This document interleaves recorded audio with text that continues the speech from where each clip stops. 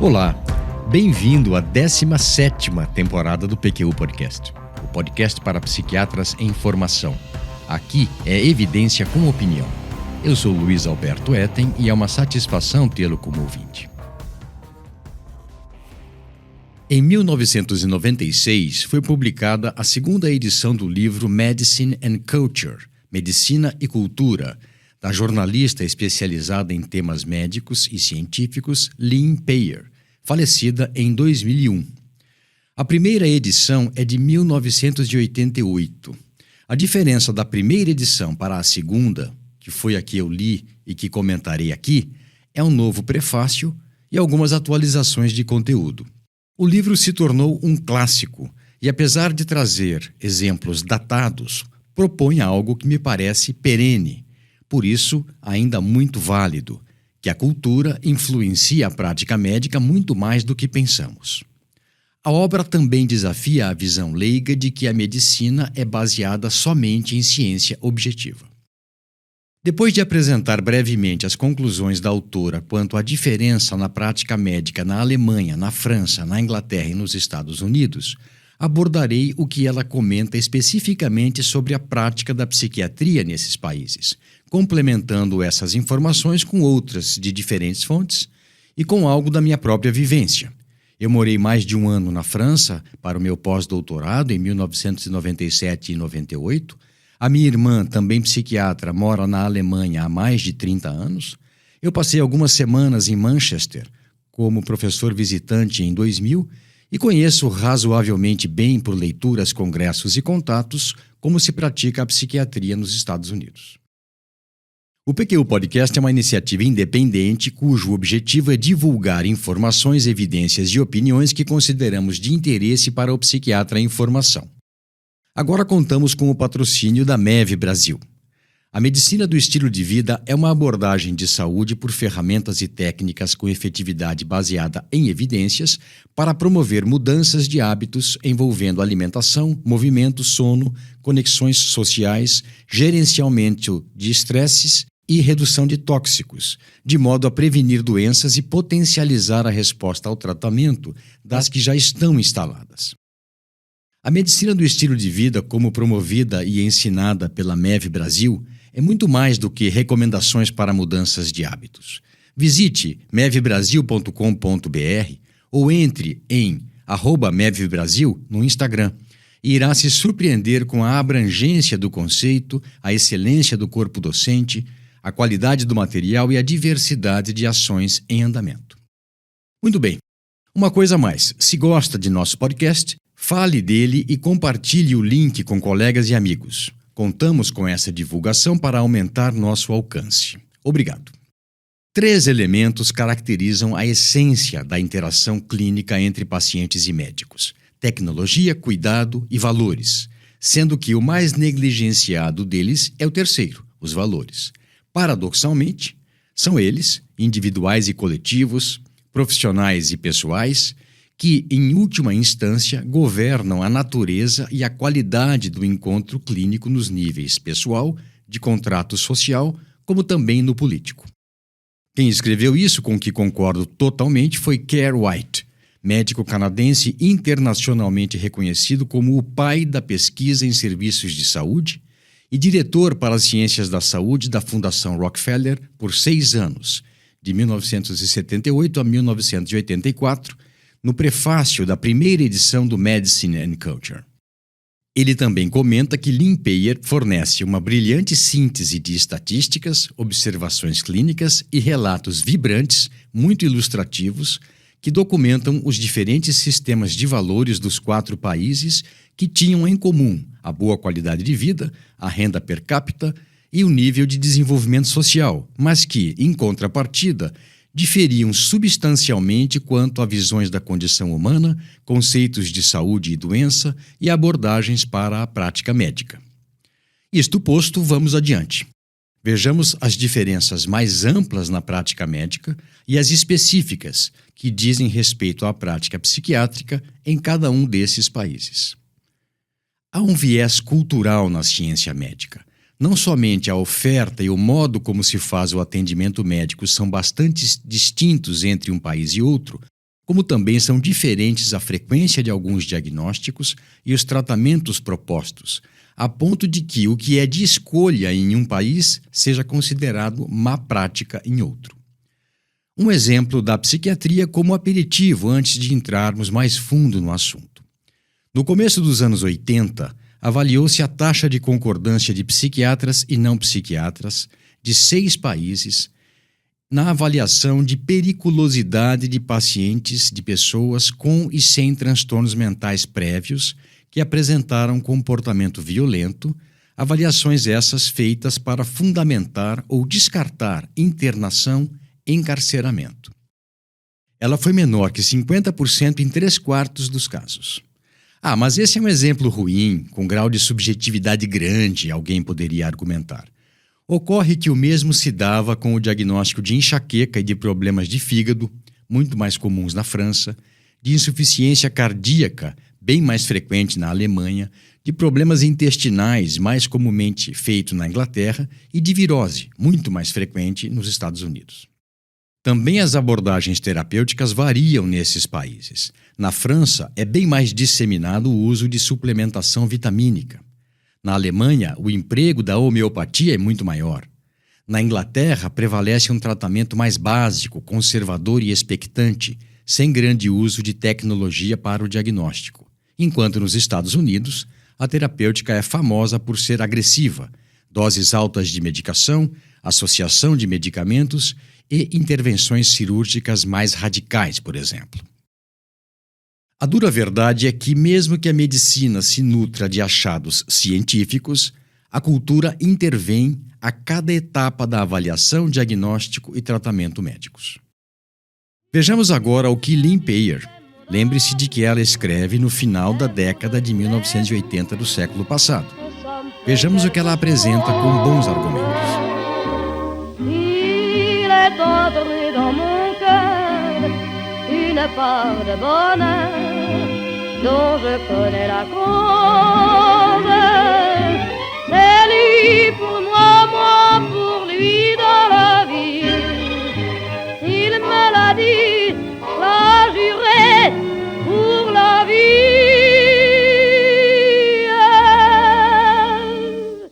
Na França, havia um pensamento cartesiano, mais apegado ao raciocínio do que propriamente às evidências científicas. E havia também uma grande preocupação com a participação do terrain, chão em português, como eles se referem à constituição física e psicológica das pessoas, tanto na gênese quanto na recuperação de doenças. Daí lá ser comum o investimento em suplementação vitamínica e medidas que melhoravam a condição basal do indivíduo, das quais faz parte a estadia em spas. Ich hab noch einen Koffer in Berlin. Deswegen muss ich nächstens wieder hin. Die Seligkeiten vergangene Zeiten sind alle noch in meinem kleinen Koffer drin. Na Alemanha era bem diferente. Lá, o romantismo alemão, movimento filosófico e artístico em resposta ao racionalismo extremo do iluminismo, cujas principais características são a valorização da emoção, da visão de corpo humano como um todo, a idealização da natureza como força viva, a noção de forças opostas atuando em todos os níveis, inclusive no nosso interior, e uma profunda nostalgia pelo inatingível, deixou marcas claras. A prática médica na Alemanha acomodava muito disso, com uma forte vertente baseada na visão do corpo humano como um todo, nos poderes curativos da natureza, na homeopatia, na antroposofia e em estadias em spas. Na Grã-Bretanha, por sua vez, predominavam o empirismo, tanto que foi lá que nasceu e se desenvolveu a Fundação Cochrane, e a restrição do orçamento para a saúde, resultando em limitação de consultas e exames complementares.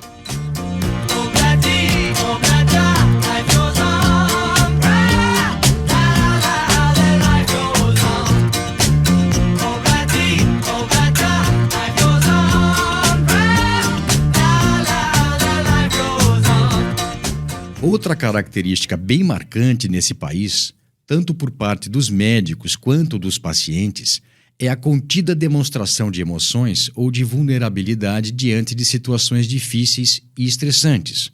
O aguentar firme, mantendo a compostura e a dignidade sempre. Uma observação mais: naquela época, os ingleses estavam bem mais avançados em medicina geriátrica e paliativa do que o Canadá e os Estados Unidos. Por fim, temos que o adjetivo que melhor descrevia a prática médica nos Estados Unidos na época em que o livro foi publicado era agressiva. Os médicos americanos querem fazer alguma coisa, até o limite máximo.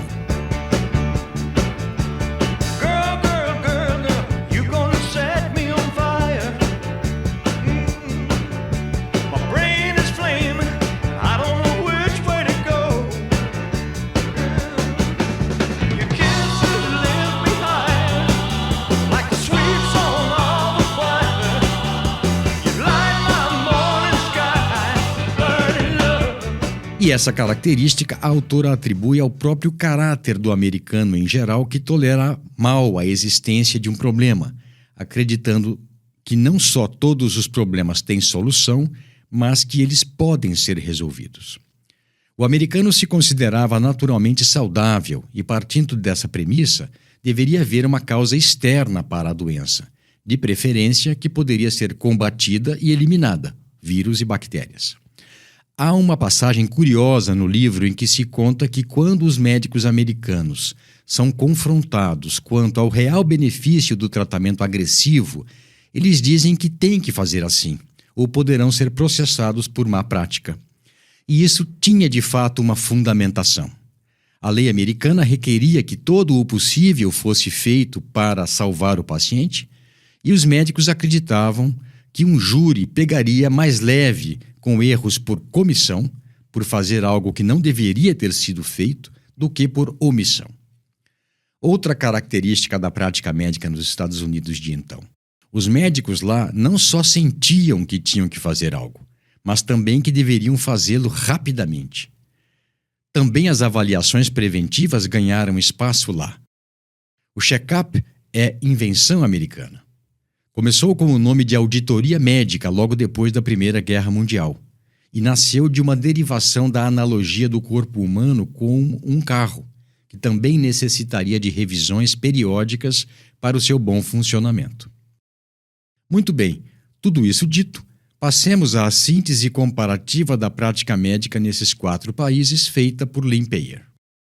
Em comparação com os franceses e alemães, os ingleses claramente não dão atenção ao terrain, priorizando abordagens voltadas ao combate de causas patógenas fora do corpo, em detrimento ao foco da melhora da resistência do corpo feitas pelos europeus continentais.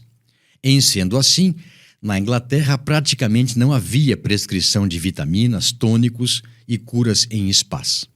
Antibióticos eram mais usados na Inglaterra do que na França e na Alemanha, e muito mais ainda nos Estados Unidos. Os médicos nos Estados Unidos pediam muito mais exames complementares do que os franceses, alemães e ingleses. Favoreciam tratamento cirúrgico aos clínicos sempre que podiam, e nos casos em que o tratamento era medicamentoso, utilizavam doses mais altas e compostos mais fortes. A assistência médica nos Estados Unidos não era boa no manejo de doenças crônicas. Aliás, naquela época, isso se refletia inclusive no reembolso médico dos planos de saúde, pois somente as doenças curáveis eram cobertas, deixando ao léu pacientes com condições médicas crônicas e incuráveis, como os que tinham quadros reumáticos, demenciais e sequelas de AVC, por exemplo. A busca por um diagnóstico nos Estados Unidos significava testes complementares. Os médicos americanos, aliás, não eram reconhecidos por suas habilidades clínicas no exame do paciente. Para um paciente visto por um clínico geral nos Estados Unidos, seriam pedidos muitos exames complementares, mais do que para um que se consultasse com um clínico geral na Inglaterra. Além disso, nos Estados Unidos, os pacientes eram muito mais frequentemente encaminhados a especialistas, que solicitavam mais exames ainda. Sintetizando em um parágrafo, temos que, diante de um paciente com sintomas vagos, difusos e indefinidos, os médicos franceses diriam se tratar de espasmofilia ou problema de fígado. Os alemães como algo devido ao coração, pressão baixa ou distonia neurovegetativa. Os ingleses diagnosticariam um quadro depressivo e os americanos provavelmente fechariam como algo de origem viral ou alérgica. Como prometido, apresentarei agora o que a Lynn Payer conta da prática e de causos psiquiátricos nesses 4 países. O pensamento cartesiano explica algo do porquê a psiquiatria francesa, diferentemente da maioria dos outros países europeus, que aceitava alguma forma de sistema de classificação derivado da do psiquiatra alemão Emil Kraepelin, implicava com ele. Pierre Pichot dizia que ela era apenas uma nomenclatura desprovida de fundamentação teórico-conceitual. Na época em que a segunda edição do livro foi publicada, eu estava na França fazendo o meu pós-doutorado e constatei que o sistema de classificação dos transtornos mentais era mesmo diferente do que se usava na Alemanha, na Inglaterra e nos Estados Unidos. E no Brasil também. Também a psicanálise demorou a emplacar na França. Até meados dos anos 1960, os psiquiatras franceses descreviam os transtornos emocionais como derivados de perturbações do intelecto e encorajavam seu controle racional em termos que sugeriam um imperativo moral, uma obrigação ética fundamental, um princípio interior que dita que uma ação é necessária ou correta por si só, independentemente de vontades, desejos ou consequências. Foi somente quando o Freud francês, a alcunha dada a Jacques Lacan, que encarou a psicanálise mais como um exercício intelectual do que como forma de ajustamento ou de resolução de problemas, que ela pegou tração naquele país. É interessante notar que foi preciso um francês da gema para apresentar a psicanálise para os franceses, acostumados a interpretações de texto e memorização de aforismos desde o ensino fundamental. De uma forma, quase uma análise de texto do inconsciente, que lhe fosse apetecível e aceitável para que ela emplacasse no país. Além disso, há um detalhe interessante nas ideias de Lacan que o aproxima de Descartes. Para ele, um ponto crítico no desenvolvimento de uma criança é se ver no espelho pela primeira vez. Observe como isso adiciona uma dimensão visual ao famoso penso, logo existe, de Descartes. Algo como eu me vejo, logo existo. A psiquiatria germânica possuía a visão dicotômica bem marcada entre doente e saudável. Considerava que causas internas eram mais importantes que as ambientais na gênese de transtornos mentais e que a personalidade era menos lábil e menos maleável do que pensavam os americanos, por exemplo. Os psiquiatras alemães tendiam a ver a doença mental como majoritariamente endógena e praticamente incurável. Pelo menos em parte, segundo Lynn Payer, a visão pessimista de doença mental, de que sua origem seria majoritariamente endógena e difícil de curar, seria devida a Emil Kraepelin, que viveu de 1856 a 1926, cujo trabalho de classificação repercute até hoje. Ele foi o primeiro a distinguir a demência precoce, hoje conhecida como esquizofrenia, da psicose maníaco-depressiva. A própria escolha do termo demência, que implica incurabilidade, trazia a marca nihilista da psiquiatria reacionária que refletia o clima da Alemanha sob o imperador Guilherme II, que persistiu na metade do século XX. Ele facilitou que os nazistas assassinassem mais de 100 mil doentes mentais, alegando que eram vidas que não valiam a pena ser vividas, até 1941. Psiquiatras alemães entrevistados pela jornalista autora do livro que estou apresentando aqui, diziam, no final da década de 1980, que não era muito respeitável ser psiquiatra lá, que um psiquiatra era considerado um homem esquisito que tratava de pessoas esquisitas, e que também por isso a maior parte se dizia neuropsiquiatra, o que amenizava o estigma. Passemos à psiquiatria da ilha. Os psiquiatras britânicos tinham critérios mais estritos para julgar um paciente como mentalmente perturbado, ou pelo menos consideravam-nos menos doentes do que seus colegas dos outros países. Mais de um estudo na época documentou que psiquiatras britânicos valorizavam menos sintomas psiquiátricos do que os franceses e os americanos. Provavelmente isso decorria do padrão cultural de conter emoções e de se portar de maneira estoica diante das adversidades. A sociedade britânica de então tolerava mal indivíduos que não conseguiam se controlar e havia uma tendência a considerar esse comportamento como indicativo de doença e tratamento mental. Em comparação com os estadunidenses, os psiquiatras britânicos identificavam mais a excitação mental e a elação do humor, mas não valorizavam tanto sintomas depressivos como apatia, insegurança e dependência afetiva. Em comparação com os psiquiatras franceses, verificou-se que os ingleses adotavam conceitos mais abrangentes e inclusivos de depressão e mania, sendo que os alemães se situavam entre eles dois. Curioso também como naquela época, apesar do critério diagnóstico mais frouxo para quadros depressivos, os generalistas ingleses prescreviam mais sedativos leves do que antidepressivos para seu tratamento, inclusive se valendo do efeito sedativo inespecífico dos antidepressivos em dose bem baixa para isso. Uma hipótese explicativa era de que eles acabavam vendo muitos pacientes com quadros psiquiátricos leves que nos Estados Unidos estariam fazendo psicoterapia, e eles, os clínicos gerais que tinham pouco tempo para conversar com esses pacientes, prescreviam esses medicamentos com o intuito de proporcionar algum alívio. Por fim, algo da prática psiquiátrica nos Estados Unidos. Os psiquiatras americanos, de longe, eram os que prescreviam mais medicamentos psicotrópicos e em doses muito acima das utilizadas em outros países. Travamos uma verdadeira guerra química contra a psicose, disse na ocasião Jonathan Cole, afiliado ao McLean Hospital de Massachusetts, considerado o pai da psicofarmacologia clínica nos Estados Unidos.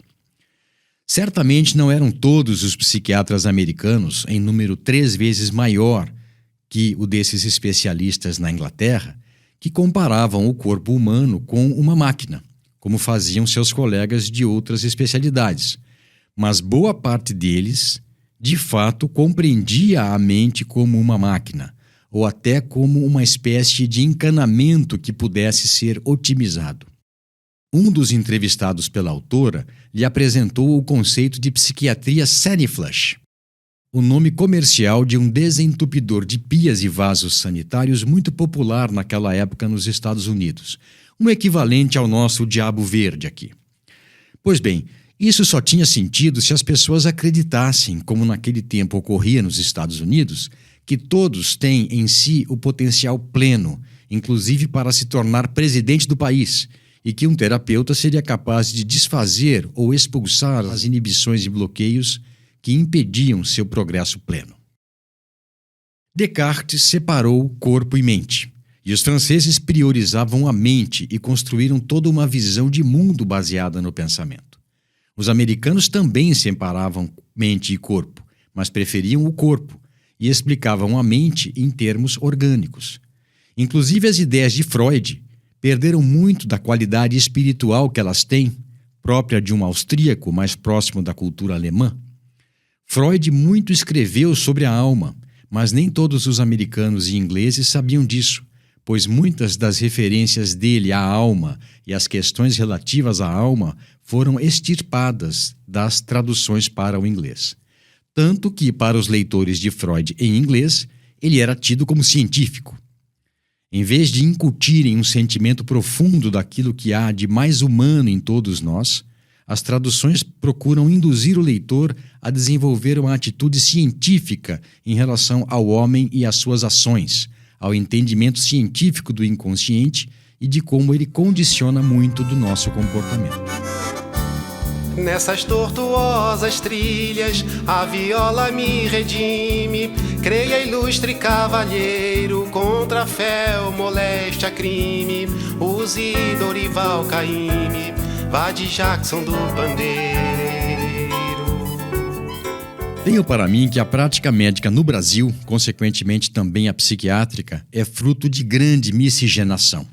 Aqui tivemos várias gerações de colegas que depois vieram a ocupar papéis de destaque nos centros de formação, que foram se aprimorar na Inglaterra, na Alemanha, na Suécia, na França, na Espanha, na Itália, em Portugal, nos Estados Unidos, no Canadá e ainda em menor número na China, no Japão e na Índia. E de lá trouxeram algo da cultura local para o nosso meio. Não deve passar despercebido ainda o parágrafo de nossa Constituição que diz que a saúde é direito de todos e dever do Estado. Não dá para menosprezar o impacto dessa frase no imaginário e nas expectativas da população, assim como na prática do médico. Muito bem, com esse comentário encerro esse episódio do PQU Podcast em que apresentei e discuti temas do livro Medicine and Culture. Espero ter deixado claro que, embora alguns exemplos ilustrativos dados pela autora, a jornalista Lynn Payer, sejam datados, sua tese é muito atual. A prática médica não é somente o resultado inevitável do progresso científico, mas também de escolhas, conscientes ou nem tanto, baseadas no nosso viés cultural. Interessante também se pudéssemos tirar algo de bom dessas diferentes práticas médicas e que dão certo em outros países, para também utilizá-las aqui. A valorização do terrain, das emoções e das forças opostas se digladiando em diversos níveis do corpo todo e interferindo em nosso equilíbrio, saúde e doença, das abordagens conservadoras, em alguns casos as mais adequadas, e das mais agressivas e heróicas em outras situações. Para além desse valor inerente e respeitável das práticas médicas em outros países e outras culturas, o fato é que, quando conscientes de vieses culturais, nossas escolhas refletirão menos o caldo cultural e mais as necessidades dos habitantes de uma sociedade contemporânea bastante complexa. Um abraço e até a próxima. Você ouviu mais um episódio do PQU Podcast. Acesse nosso site pqpodcast.com.br, onde encontrará todos os episódios já publicados, com as respectivas referências organizados por data, autor e sessão. Também estamos no Instagram e no YouTube. Agradecemos sua atenção.